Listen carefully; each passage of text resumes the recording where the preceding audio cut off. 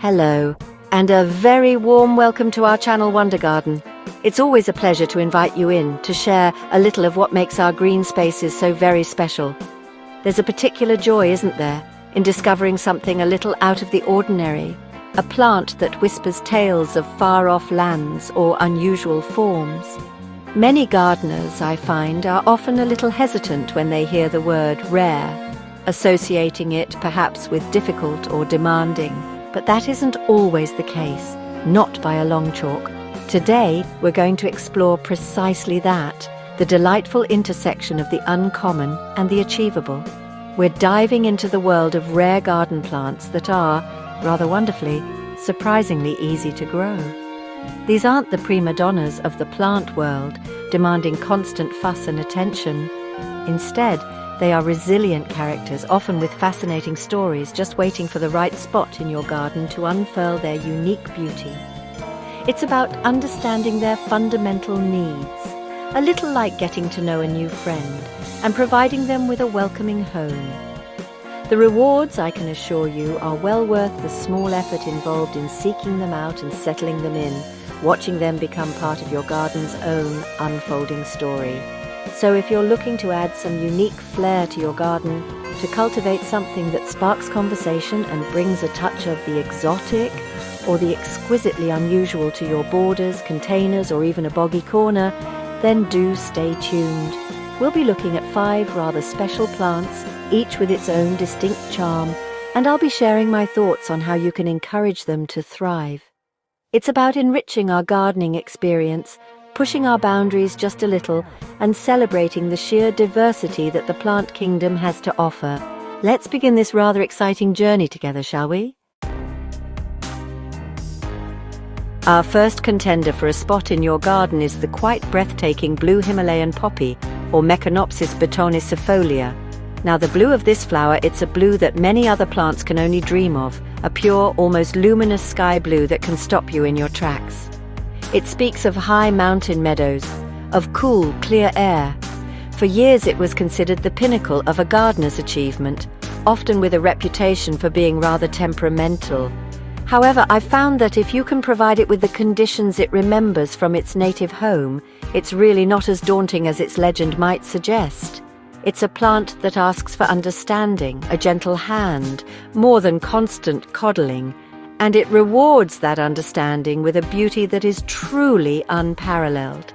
This stunning blue flower is not only a rare sight in many gardens, but also, as I've mentioned, quite achievable to grow, particularly if you garden in cooler climates where the summers are not too fierce.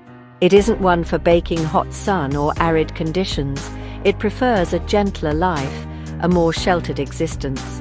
It truly thrives in well-drained soil that doesn't become waterlogged, especially in winter, which can be fatal for its somewhat delicate roots. And crucially, it enjoys partial shade. Think of a dappled woodland edge or the east-facing side of a wall where it gets the gentle morning sun, but is protected from the harshest afternoon rays. It's about replicating that cool, moist, but not stagnant mountain air and soil it so loves. Good drainage is paramount. So enriching your soil with plenty of organic matter, like well-rotted leaf mold or garden compost, will work wonders for its happiness. This not only improves the soil structure, making it friable and open, but also helps retain that consistent moisture it loves without it becoming a bog. They are typically short-lived perennials, flowering for a few seasons, but if they're happy, they will often self-seed quite generously, giving you a new generation of those exquisite blue blooms to look forward to. Patience is key, as with so many good things in the garden. Witnessing that first true blue flower unfurl is a moment of pure horticultural joy, a connection to the wild beauty of the Himalayas right there in your own patch. Next, we venture into the realm of the truly mystical with the ghost orchid, Dendrophylax lindenii. Now, this is a plant that carries an aura of legend, almost of myth. It's leafless for most of its life, its remarkable photosynthetic roots clinging to bark. And when it blooms, the flower seems to float in mid-air, an ethereal, almost spectral presence, hence its evocative name. Its rarity in the wild and its unique, fragile appearance have captivated botanists and enthusiasts for generations. Many assume it's impossibly difficult, reserved only for the most expert growers with elaborate, climate-controlled setups. But with a dedicated approach and an understanding of its very specific, almost primal needs, it can be cultivated by the patient home gardener. Known for its ethereal beauty, the ghost orchid can indeed be grown with a bit of patience, a lot of observation, and the right environment. It's an epiphyte, meaning in its natural habitat, it grows on other plants, typically trees, deriving moisture and nutrients from the air and rain, not from soil. It doesn't want to sit in a pot of compost like most of our familiar friends. It prefers, nay demands, high humidity. Think of a steamy, subtropical forest alive with moisture. And it needs good air circulation around its roots, which are, quite fascinatingly, the primary site of photosynthesis. Bright, indirect light is the order of the day. Direct sun will scorch its delicate structure very quickly. Mimicking its native swampy Florida or Cuban environment is the goal. For the home grower, this often means a terrarium, a Wardian case, or a dedicated orchid cabinet where humidity can be consistently maintained above 70 to 80%, a little microclimate of its own. Mounting it on a piece of cork bark or a suitable branch is the best approach, allowing its silvery green roots to wander and breathe as they would in the wild. Misting regularly with pure water, like rainwater or distilled water, is crucial, as tap water can harm its sensitive roots. It's a slow grower, a plant that teaches you to observe minute changes and to wait, sometimes for years, for that bloom. The reward, that otherworldly flower, often with a delicate nocturnal fragrance, is an experience unlike any other in the plant world. It's a challenge, yes, but a deeply rewarding one. Our third plant is one that brings a touch of Gothic drama to the garden, or, more likely, the conservatory or a sheltered warm spot indoors, the black bat flower, Tacca chantrieri. It's a truly extraordinary-looking thing, isn't it? With these large purplish-black bracts that look for all the world like bat wings, spread wide, and then these long trailing whiskers or bracteoles that can reach down a foot or more. It's undeniably exotic, a real conversation starter, a plant that seems to have flown in from some fantastical dream. People often see it and assume it must require a team of botanists and a tropical house to keep it alive. But the truth is, once you understand its preferences, its jungle heritage, it's surprisingly accommodating for such an outlandish character. This exotic plant with its remarkable bat-shaped flowers is, as I say, surprisingly low maintenance if its basic cultural requirements are met with a degree of consistency. It hails from the tropical rainforests of Southeast Asia, places like Thailand and Malaysia, so it grows best in warm, humid environments. It's not one for a chilly windowsill or a drafty hallway. It will simply sulk and refuse to perform. Consistent warmth, ideally between 20 and 30 degrees Celsius, that's about 70 to 85 Fahrenheit, is key to its contentment. Like many rainforest understory plants, it prefers indirect sunlight.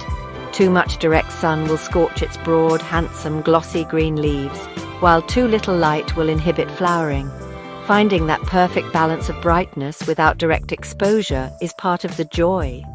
A well-draining but moisture-retentive potting mix is ideal, something rich in organic matter, perhaps with some added perlite for aeration. It doesn't like to dry out completely between waterings, so aim to keep the soil consistently moist, but never waterlogged, as that can lead to root rot. High humidity is also beneficial, so grouping it with other plants to create a more humid microclimate, using a pebble tray filled with water beneath its pot, or regular misting can make all the difference, especially in centrally heated homes which can be very dry. It might take a year or two to establish and send up its first flower stalk, but when it does, it's a spectacular theatrical event. It's a plant that reminds us of the sheer, sometimes bizarre artistry of nature. Now for something that appeals not just to the eye, but profoundly and rather deliciously to the nose, the chocolate cosmos, Cosmos atrosanguineus. Imagine a flower the color of rich dark chocolate, a deep velvety maroon, almost black in some lights. And as you draw closer, particularly on a warm day, It releases a delicate, unmistakable scent of vanilla and, yes, chocolate. It's quite enchanting, a subtle perfume that doesn't overwhelm but certainly delights. Native to Mexico, this particular plant has a rather poignant history. It was once thought to be extinct in the wild, surviving only as a single sterile clone through cultivation for many years. Thankfully, new horticultural efforts have broadened its genetic base somewhat, but it still retains that air of precious rarity and charm. With its rich, chocolatey scent and its sumptuous dark blooms, this plant is an absolute delight for the senses, and it's a wonderful addition to a sunny border, perhaps near a path or in a container on the patio, where you can appreciate its fragrance up close as you pass by. It requires full sun to truly thrive and to develop that deep, velvety petal color and, importantly, that strong scent. If it's grown in too much shade, it can become a bit leggy, the stems weak, and the flowering will be sparse, the scent diminished. And like many cosmos varieties, it prefers well-drained soil. It doesn't want to sit with its feet wet, particularly during the winter months when it's dormant. Good drainage is really rather crucial for its long-term survival and happiness. It forms a tuberous root, a bit like a small, slender dahlia tuber. And in colder climates, it's often best to lift these tubers in autumn after the first frosts have blackened the foliage, signaling it's time for rest. Store them in a cool, dry, frost-free place, perhaps nestled in some barely damp compost or sand, and then replant them in spring once the danger of frost has passed.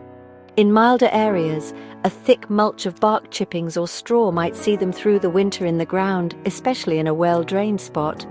It's a plant that brings a touch of sophisticated indulgence to the garden, and that scent on a warm summer's evening is something you, and indeed the bees and butterflies it attracts, will not easily forget. It's a little treasure, a gem to be cherished.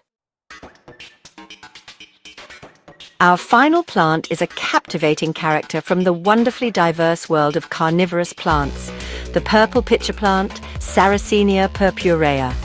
Now, don't let the carnivorous tag intimidate you in the slightest. These are fascinating, highly sculptural plants that have evolved in nutrient-poor environments, developing ingenious and rather beautiful ways to supplement their diet.